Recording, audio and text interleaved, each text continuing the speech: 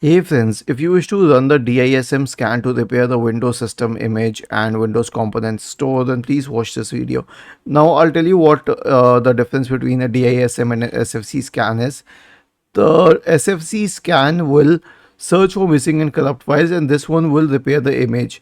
So if the image is bad, it will check for those files and all the inconsistencies online and fix them if possible.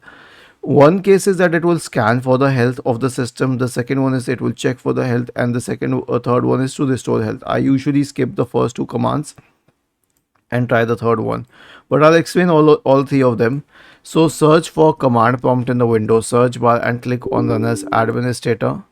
So the first command is dism space / online space cleanup image space / scan health. I'll copy it and I'll paste it here and hit enter, and it will start scanning for the health. For the second one, it will check the health, search for command prompt and click on Run as administrator and hit enter. Now I'll tell you, it says the operation has been completed successfully.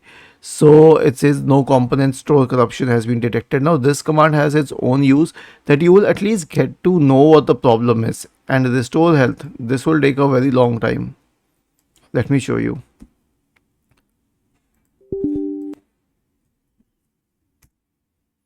Okay, it will start, but it doesn't stop right away. It will need a very long time to restore the health of the system.